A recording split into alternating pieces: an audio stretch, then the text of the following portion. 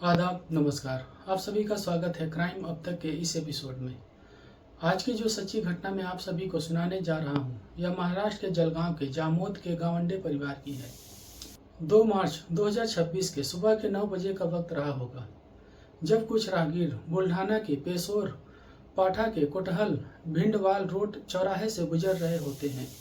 तभी उनकी नज़र पड़ती है कि एक महिला जो कि छत विछत कपड़ों में रोड किनारे झाड़ियों में पड़ी होती है। जब कुछ लोग पास जाकर देखते हैं तो पता चलता है कि महिला की मौत हो चुकी है।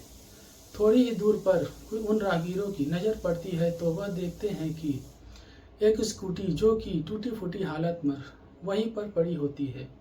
जैसे ही राहगीर यह सब देखते हैं वह तुरंत ही पुलिस थाने में फ़ोन करते हैं। तो जैसे ही जलगांव के जामोद थाने की पुलिस को यह सब घटना की जानकारी मिलती है तो मौके पर पुलिस भी पहुंच जाती है। जैसे ही पुलिस घटना स्थल पर पहुंचती है तुरंत ही वह बॉडी को अपने कब्जे में लेती है और घटना स्थल को सील कर देती है। पुलिस फॉरेंसिक टीम बुलाती है और आगे की छानबीन में जुट जाती है। पुलिस जैसे ही डेड बॉडी को अपने कब्जे में लेती है, कब्जे में लेने के बाद उसकी पहचान के लिए आसपास के लोगों से बातचीत करती है। तो उनमें से जो कुछ लोग होते हैं उस महिला के बारे में बताते हैं कि यह महिला पास के ही स्कूल में टीचर है। पुलिस को जैसे ही पता चलता है कि ये महिला पास के स्कूल में टीचर है तो पुलिस तुरंत ही उस महिला की एक फ़ोटो लेती है और फ़ोटो लेने के बाद उस स्कूल में जाती है। उस स्कूल में जाने के बाद प्रिंसिपल से मुलाकात करती है और प्रिंसिपल को उस महिला की फ़ोटो दिखाती है। प्रिंसिपल जैसे ही उस महिला की फ़ोटो देखता है वह तुरंत ही पहचान लेता है और बताता है कि इस महिला का नाम वैशाली गावंडे है और यह मेरे ही स्कूल में टीचर है। फिर जो प्रिंसिपल होता है वह पुलिस वाले से पूछता है कि क्या हुआ सर। पुलिस वाले बताते हैं कि वैशाली का रोड एक्सीडेंट हो गया है। एक्सीडेंट की वजह से वैशाली की मौत हो चुकी है। दरअसल पुलिस जब पहली बार क्राइम सीन पर जाती है तो पुलिस को भी लगता है कि शायद एक्सीडेंट की वजह से इसकी मौत हुई है। फिर पुलिस वाले वैशाली के पति प्रकाश गावंडे से संपर्क करते हैं और उससे घटना की जानकारी देते हैं और फिर कहते हैं कि जल्द से जल्द अस्पताल आ जाओ। जो प्रकाश गावंडे होता है वह अस्पताल पहुंचता है। पहुंचने के बाद जो प्रकाश गावंडे होता है वैशाली की डेड बॉडी देखकर रोने लगता है और कहता है कि मेरी पत्नी की ऐसी हालत किसने की। जो पुलिस वाले होते हैं वह प्रकाश गावंडे को चुप कराते हैं और चुप कराने के बाद जो प्रकाश गावंडे होता है वह पहले तो वैशाली के माता पिता को फ़ोन करता है और उसके बाद अपने माता पिता को फ़ोन करता है और इस घटना की पूरी जानकारी देता है। जैसे ही घर वालों को घटना की जानकारी मिलती है वह तुरंत ही अस्पताल पहुंचते हैं। पहुंचने के बाद वैशाली के माँ बाप और प्रकाश गावंडे के माँ बाप भी रोने लगते हैं। जिसके बाद पुलिस वैशाली के माँ बाप से बात करती है और आरोपी को जल्द से जल्द पकड़ने की बात करती है। पर इसके पहले पुलिस वैशाली के माता पिता से पूछती है कि क्या आपको किसी पर शक है। पर वैशाली के माता पिता कुछ भी नहीं बोलते, जिसके चलते जो पुलिस होती है वह सोचती है कि शायद एक्सीडेंट का मामला होगा। पर एक बार एक्सीडेंट किस कारण से हुआ इसकी छानबीन करते हैं कि वैशाली की गाड़ी पलटने की वजह से मौत हुई है या फिर किसी गाड़ी वाले ने टक्कर मारी है। पुलिस जैसे ही आगे की छानबीन में जुटती है वह तुरंत ही उस एरिया की तमाम सीसीटीवी फुटेज खंगालना शुरू करती है। पुलिस उस एरिया की सीसीटीवी फुटेज खंगालना शुरू करती है तो एक संदिग्ध टाटा इंट्रा मालवाहक गाड़ी दिखती है जो कि उस एरिया में काफ़ी देर से इधर उधर कर रही होती है, जिसके चलते वह गाड़ी संदिग्ध नजर आती है। तभी पुलिस वालों की नज़र पड़ती है कि जो टाटा इंट्रा कार है जहां पर वैशाली का एक्सीडेंट हुआ था उसी लोकेशन पर थोड़ी दूर पर ही खड़ी होती है और फिर दिखाई देती है कि जैसे ही वैशाली की एक्टिवा टाटा इंट्रा से आगे निकलती है तुरंत ही टाटा इंट्रा स्टार्ट होती है और वैशाली का पीछा करना शुरू कर देती है और थोड़ी ही दूर जाने के बाद वह टाटा इंट्रा वैशाली की एक्टिवा को इतनी जोर का टक्कर मारती है कि वैशाली की जगह पर ही मौत हो जाती है और टक्कर मारने के बाद वह टाटा इंट्रा वहां से भाग निकलती है।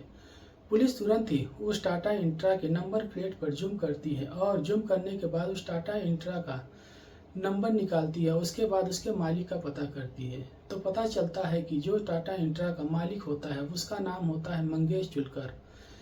पुलिस तुरंत ही उससे संपर्क करती है और उसे थाने उठाकर लाती है और लाने के बाद उससे पूछताछ करना शुरू कर देती है। मंगेश चुलकर से जब पूछताछ शुरू होता है तो जो मंगेश चुलकर होता है वह शुरुआत में कुछ नहीं बता रहा होता है, जिसके चलते जो पुलिस होती है वह सख्ती से पूछताछ करती है और मंगेश चुलकर जो होता है वह सब कुछ बताना शुरू कर देता है। मंगेश चुलकर जैसे ही बताता है कि महिला को टक्कर मारने के लिए मुझे 1 लाख रुपए महिला के पति ने ही दिया था, पुलिस यह सुनकर सन्न रह जाती है। उस पुलिस के तो कान ही खड़े हो जाते हैं। दरअसल पुलिस सोचती है कि थोड़ी देर पहले जब हमने महिला के पति को हॉस्पिटल में बुलाया था तो महिला का पति जो प्रकाश गवंडे होता है वह दहाड़े मार मार कर रो रहा होता है। फिर यह क्या बोल रहा है। पुलिस आगे की छानबीन में जुटती है और मंगेश से आगे की जानकारी लेती है तो पता चलता है कि मंगेश का ड्राइवर होता है मनीष सूर्यवंशी। मंगेश ने उसे ही महिला को टक्कर मारने के लिए कुछ पैसे दिए होते हैं। पुलिस मनीष को और महिला के पति को गिरफ्तार करती है। गिरफ्तार करने के बाद पुलिस स्टेशन लेकर आती है और फिर पुलिस महिला के पति प्रकाश गवंडे से भी पूछताछ करती है। पूछताछ के दौरान जो प्रकाश गवंडे होता है बार बार अपनी बातें और बयान बदल रहा होता है।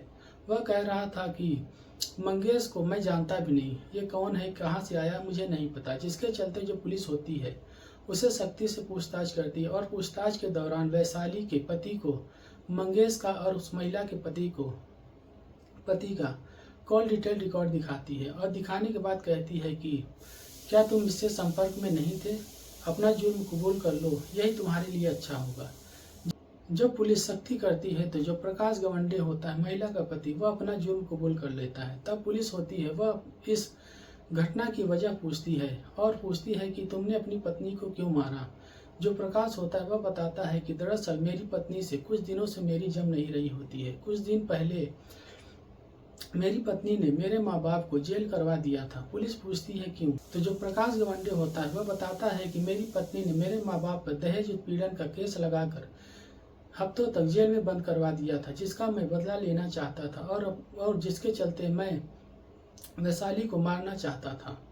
तो जो प्रकाश होता है वह बताता है कि इससे पहले मैंने 3 बार उसको जहर दिया था और उसकी मौत नहीं हुई। एक बार तो उसकी तबीयत खराब हुई थी और उसके पेट में दर्द था, पर डॉक्टर के पास गए और डॉक्टर ने दवा दिया और उसकी हालत ठीक हो गई, जिसके चलते मुझे यह कदम उठाना पड़ा। फिर पुलिस आगे की छानबीन में जुटती है।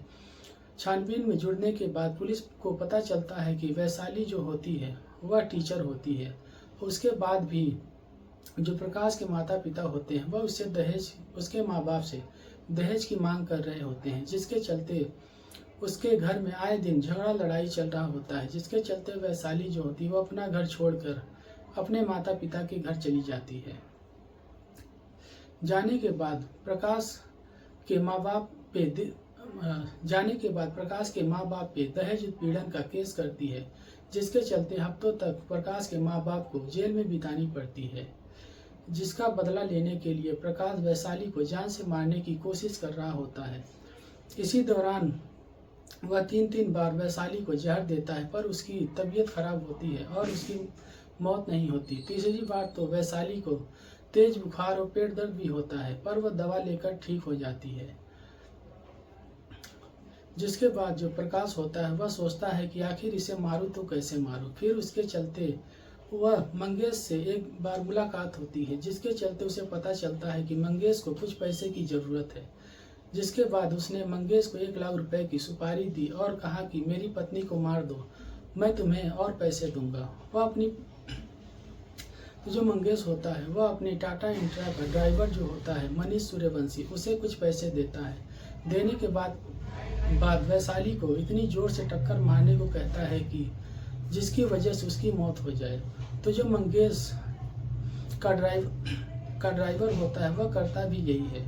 वह सुबह से ही वैशाली का पीछा कर रहा होता है, जिसके चलते वैशाली सुबह स्कूल के लिए निकलती है, वैसे ही मनीष की उस पर नज़र पड़ जाती है। तो तुरंत ही जो टाटा इंट्रा का ड्राइवर होता है मनीष गाड़ी स्टार्ट करता है। स्टार्ट करने के बाद वैशाली को इतनी ज़ोर से टक्कर मारता है कि वह कई फीट दूर जाकर गिरती है और फिर बुरी तरीके से घायल हो जाती है, जिसके चलते उसकी मौत हो जाती है।